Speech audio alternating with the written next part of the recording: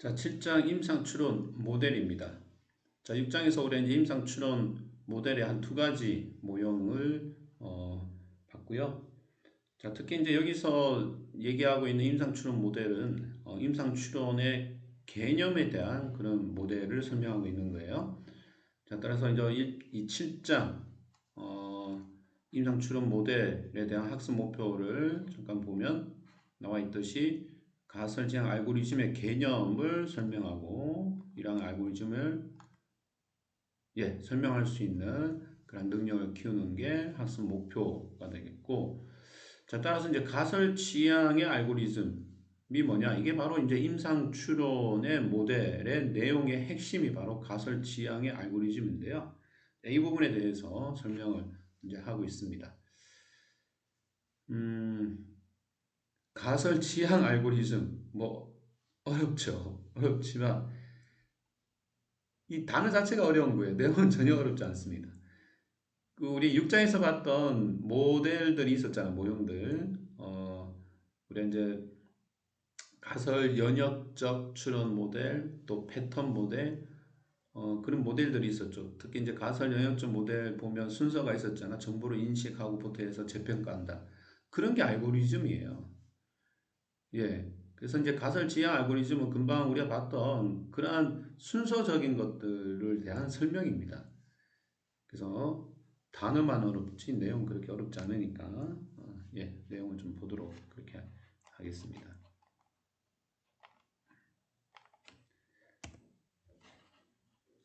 자, 가설 지향 알고리즘 영어로 Hypothesis Oriented Algorithm for Clinician. 자, 임상가들을 위한 그런 가설 지향 알고리즘에 대한 설명입니다. 자, 이거는 이제 치료사와 학생에게 과학적 기반의 임상 실습을 통해서 프레임워크를 제공하고 기능적 장애 치료 및 결손과 관련된 장애 변화, 장애 변화를 말하는 이제 치료되는 그런 것들을 대해서 이제 중점을 둔 게 바로 이제 가설 지향 알고리즘인데, 그쵸, 뭐 치료사, 특히 이제 임상 실습을 받는 학생들 이런 사람들을 위주로 우리가 갓을 어떻게 만드느냐, 응? 만들기 위해서는 그러면 이런 알고리즘을 만들어 놓으면 여기에 대입만 시키면 되는 거죠. 그래서 가설을 어떻게 만들 거냐, 그거에 대한 어떤 틀이라고 보면 돼요. 자, 이게 가설 지향 알고리즘이고요. 이 가설 지향 알고리즘은 이제 1과 2 이렇게 해서 만들어졌는데,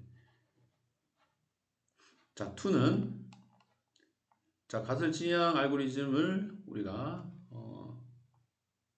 약어로 호아크 또는 호크 해도 되고요. 호아크. 그래서 호아크 1, 2로 나누는데 2는 호크의 단점을 보완하기 위해서 물리치료사 임상에 대한 연습을 포함한 현재의 치료 과정과 호환될 수 있도록 고안되었고 모든 유형의 환자를 관리할 수 있는 그런 알고리즘으로 확대된 걸 호크2라고 얘기를 합니다. 이 물리치료사는 환자 치료, 치료 계획, 치료 시행 및 재평가 과정에서 변화하는 환경에 적응할 수 있도록 임상의사 결정 체계가 필요한데 바로 이 호크를 통해서 이러한 임상의사 결정 체계를 달성시킬 수 있을 거라고 이제 기대를 하는 거죠. 자, 내용은 지금 6장과 거의 동일한 내용입니다. 그죠? 그래서 임상 추론이라는 건 이런 것들을 가설을 세워서 만들고 임상 의사 결정을 만들어서 중재하고 평가하는 걸 임상 추론 과정이라고 했잖아요. 그래서 이걸 좀 더 체계화하기 위해서 이러한 알고리즘을 만들었다. 이렇게 이해하면 좀 더 쉬운 이해가 될 수 있겠습니다. 자, 혹의 개념, 훅이라는 사람이 물리치료사 역할을 5가지로 이제 나눴는데, 자, 물리치료사는 환자를 평가하고 치료 계획을 세우고 치료를 시행하고 다른 분야와의 의사소통을 해야 되고, 그리고 대중이란 환자 보호자, 등과의 의사소통과 상호작용의 기능까지. 그래서 이제 이러한 기능이 중요하고 이러한 기능을 하기 위해서 가설을 만드는데 이러한 틀을 만들면 좀 더 쉽게 가설을 만들 수 있겠다. 자, 이런 의미가 되겠고요. 자, 혹에서는 치료사가 환자 문제의 원인에 대한 가설을 세우는 것. 당연히 이제 임상 치료니까 중요하고, 그리고 이러한 혹 시스템 사용의 기본이며 효과적인 치료 계획과 가장 직접적인 관련이 있다. 지금 당연합니다. 지금 앞에서 6장에서 했던 내용들 계속 이어지고 있다고 보시면 되겠습니다. 자, 혹은 환자를 중심으로 임상 의사결정을 사용하기 쉽게 하기 위함이고, 하지만 그렇죠, 예방을 위한 지침서는 아니다. 그래서 임상 의사결정 전 단계까지의 중요한 그런 이 자료를 분석하고 가설을 만든 걸 재평가하고 또 다른 가설을 만드는 그런 체계적인 과정으로 이해를 하면 되겠습니다. 예, 따라서 이제 호크의 평가 및 계획을 위한 지침 1부입니다. 파트 1부. 자, 이게 이제 자, 여러분 책은 잠깐 보면요. 149쪽이 이제 임상치료원 모델 7장이 되겠고, 자, 이게 이제 호크에 대한 개념들이 나옵니다. 임상 추론을 할 때 이제 가설을 만들어야 되는데, 자, 가설은 이렇게 알고리즘화된 걸 이용하면 좀 더 쉽겠다 해서 뭐 1986년도에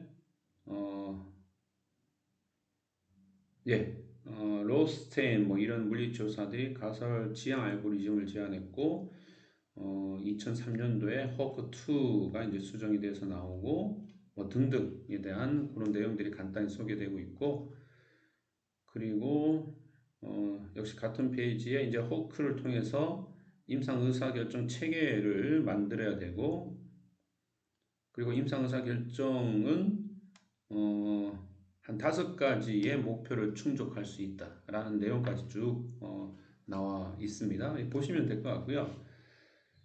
자, 그 다음 이제 150쪽에 보면 그림이 한 개 나오죠. 그림 7-1과 151쪽에 그림 7-2가 있는데, 자, 호크의 파트 1과 파트 2는 자, 그런 겁니다. 그림 뭐 보시면 나오겠지만 호크의 파트 1은 1에서 8까지의 그렇게 이제 체계화된 알고리즘을 얘기하고, 그림 7-2의 호크 파트 2는 추가적으로 8번에 이어서 추가적인 알고리즘이 만들어졌어요. 9번 평가가 추가된 거죠. 그게 이제 파트 2가 되겠습니다. 예, 그림을 요걸 잠깐 보면 이제 이해가 되니까. 예, 자, 그래서 앞에 화면 다시 돌아와서요. 자, 파트 1입니다. 허크의 평가 및 계획을 위한 지침 파트 1이고, 자, 첫 번째가 초기 데이터 수집 계획. 자, 이 지금 알고리즘이에요. 그래서 가설을 통해서 어떠한 치료 계획, 치료 뭐 이런 것들을 만들기 위해서 이러한 알고리즘에 대해서 설명하고 있고, 첫 번째 단계가 초기 데이터 수집 계획. 다 당연한 겁니다. 지금 뭐 계속 똑같은 거 하고 있어요. 자, 넘어갈게요. 일단 주관적인 정보를 얻는 거, 환자에 대한 정보 얻는 거, 초기 데이터를 수집하고, 그 다음이 문제 목록을 생성한다. 자, 당연히 이제 그 정보를 제공받았으니까 환자의 문제를 파악할 수 있다. 그리고 그 파악된 문제에 따라서 기능적 목표를 설정하는 단계까지 문제 목록 생성 단계가 되고, 그 다음 이제 검진입니다. 자, 확실하냐? 응? 그래서 과학적인 객관화된 그런 검진을 통해서 객관적인 데이터를 수집을 하게 됩니다. 뭐에 대해서? 환자의 건강 상태에 대해서 수집을 하게 되고, 네 번째가 작업 가설을 설정합니다. 이 작업 가설이 이제 작업이라는 말로 좀 번역을 했는데요. 그냥 가설 설정하면 돼요. 치료를 위한 가설 설정. 자, 그렇게 이해하면 되겠고요. 자, 그래서 현재 목표가 충족될 수 있는지, 자, 목표라는 건 좀 전 페이지 한번 돌아가 볼게요. 자, 문제에 따라서 목표를 설정했잖아요. 예를 들어서 뭐 무릎을 계속 예를 듭시다. 그럼 이제 무릎에 통증이 있고 RM 제한이 있고 똑바로 서 있기가 힘들고 자, 이런 문제들이 파악이 되어서 기능적 목표를 설정을 했어요. 그래서 통증을 뭐 얼마까지 낮춘다, RM을 얼마까지 회복시킨다, 자, 보행을 좀 더 지속할 수 있도록 그렇게 한다라는 목표를 세웠는데 검진을 해보니까 검사를 했어. 이걸 이제 해서 검사를 해보니까 데이터가 나왔어요. 내가 금방 세운 목표를 충족할 수 없을 것 같아. 왜? 이거는 예를 들어서 만성화된 그런 골관절염으로 검사가 나왔다. 또는 수술이 필요한 그러한 뭐 골관절염 그런 상태가 이제 검진에서 나왔다.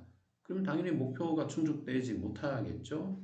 그러면 왜 목표가 충족되지 못하느냐에 따라서 이제 재가설이 이제 만들어져야 되겠고요.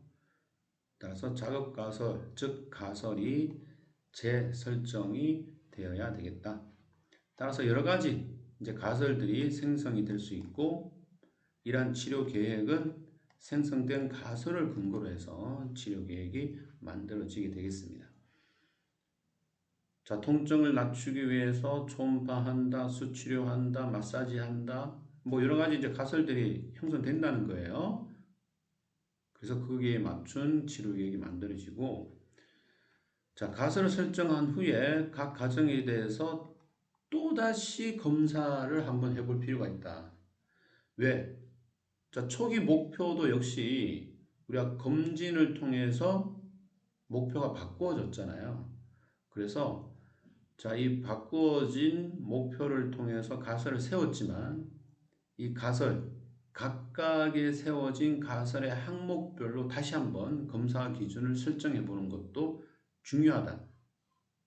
자, 이렇게 계속 가설을 검증하고 재가설을 만드는 이유는 뭐 때문에? 그렇죠. 임상 추론의 오류를 최소화하기 위해서 그렇다는 거 생각을 하시면 되겠습니다. 예, 그래서 재평가 방법을 설정합니다. 각 가정, 가설에 대한 검사 기준을 설정해서 재평가 방법을 이제 그 기준을 평가하기 위한 평가 방법을 설정합니다. 예, 그래서 방법을 계획하고 날짜 예약하고요. 자, 이 치료의 목표가 원하는 효과를 가지고 있는지에 대한 평가, 그리고 치료사가 설정한 목표를 달성할 수 있는 치료 효과인지도 함께 평가를 해야 될 내용이 되겠습니다. 자, 그 다음에 이제 여섯 번째가 가설에 기초한 이제 뭐 재평가하고 해서 이제 좀 더 완벽한 발달된 그러한 가설이 만들어졌고 따라서 이 가설을 기초로 한 치료 전략을 계획합니다. 예, 이러한 치료 전략은 전반적인 치료의 접근을 계획하는 거고요. 그리고 치료 방법의 큰 틀을 정하면서 역시 세부 사항도 함께 이 계획에 담겨야 되겠습니다. 그리고 치료 계획의 전술은 물리치료사가 수행하는 것뿐만 아니라 환자의 가족 또는 환자 자신이 수행하는 작업도 포함시켜야 한다. 예, 그래서 뭐 치료 계획이라는 거는 뭐 당연하죠. 포괄적이고 세부적이고 환자뿐만이 아니라 환자 가족들까지 포함된 치료 계획 또는 전략이 필요하다. 예, 파트 1의 마지막 단계로 이제 짜여진 전략 계획을 구현하는 것, 즉 치료를 수행하는 것이 되겠고 당연히 전략에 맞추어서 치료는 시행이 되어야 되겠습니다. 예, 이게 호크 파트 1이 되는 거예요. 그 초기 데이터 수집부터 시작해서 전술 구현, 즉 치료까지가 호크의 파트 1의 알고리즘이 되겠고, 자, 여기에 이제 파트 2 추가가 됩니다. 뭐가? 재평가라는 게 추가됩니다. 자, 이 파트 2의 이제 첫 번째가 재평가인데, 자, 재평가는 목표를 달성했습니까? 라는 질문을 하고 목표가 달성이 되면 당연히 퇴원을 시키지만 목표가 달성이 되지 않으면 그렇죠. 전술이 제대로 이행되었는지를 다시 한번 평가하고 확인하는 과정이 되겠습니다. 자, 그래서 이제 뭐 목표가 달성됐으면 퇴원하면 되는데 달성되지 않았다, 충족되지 않았다 하면 각각의 알고리즘에 들어가서 다시 한번 검사를 해봐야 되겠다. 제대로 이행이 되었는지를 확인하는 단계가 되겠습니다. 예. 그래서 이제 우리가 처음에 봤던 그림이죠. 책 150쪽에 있는 7-1과 151쪽에 있는 7-2 그림이 되겠고요. 호크의 파트 1, 파트 2. 그래서 이걸 이으면 좋아요. 이제 근데 이을 수가 없죠. 왜냐하면 이제 이게 만들어진 시기가 다르기 때문에. 근데 우리는 지금 이제 파트 2까지 봤으니까 호크 즉 가설 지향 알고리즘은 이렇게 1부터 9까지라고 보면 이제 되는 겁니다. 자, 금방 봤던 우리가 파트 1에 8가지 다 나와 있고요. 그래서 자료 데이터 수집부터 시작해서 목록을 생성하고 자, 목록이 생성됐으면 목표를 설정을 합니다. 그리고 목표 설정에 대해서 객관적인 데이터 수집을 해서 검사, 즉 검진을 하게 되고 이러한 검진을 통해서 가설을 설정한다. 자, 가설을 설정한 게 옳은 건지 옳은 가설인지 각 가정에 대한 검사 기준을 설정해서 다시 한번 그쵸 옳은 건지 아닌지를 다시 한번 확인해야 되고 필요하다면 다른 물리치료사에게도 의뢰할 수가 있겠습니다. 이런 과정을 통해서 재평가, 가설에 대한 재평가를 계획을 세워서 진행을 하고 그리고 나서 완료된 가설을 기반으로 해서 치료 전략을 만들고 그리고 그 치료 전략에서 세부 사항들까지 기록을 해서 치료를 시행을 한다. 자, 이게 파트 1이고 이어서 파트 2는 자, 이게 재평가 다시 한번 평가한다. 즉 목표가 달성이 되었는지에 대한 재평가가 이루어지면 좋겠다. 목표가 달성되었습니다. 이제 그만 퇴원하십시오.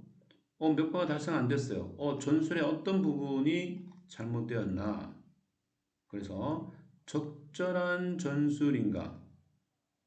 아니다. 그러면 7단계로 간다. 7단계가 어디야? 가설을 기초로 한 치료 전략 계획 여기죠. 그래서 전략이 잘못되었다. 잘못되었다고 판단되면 7단계로 가서 다시 전략을 세우게 되겠고 계획을 세우게 되겠고 전략이 맞는 전략이냐 약간 이상한 전략인 것 같아요. 그럼 어디로? 그 윗단계 6단계로 가서 치료 전략을 다시 한번 검토하게 됩니다. 자, 이러한 과정을 거쳐서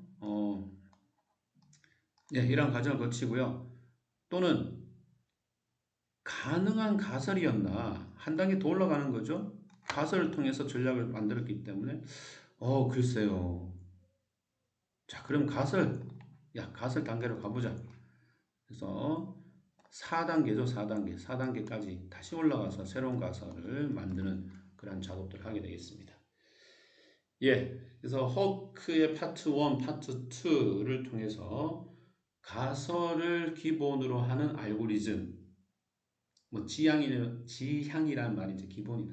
그래서 가설을 기본으로 하는 이런 알고리즘은 이러한 형태의 알고리즘을 소개를 하고 있습니다.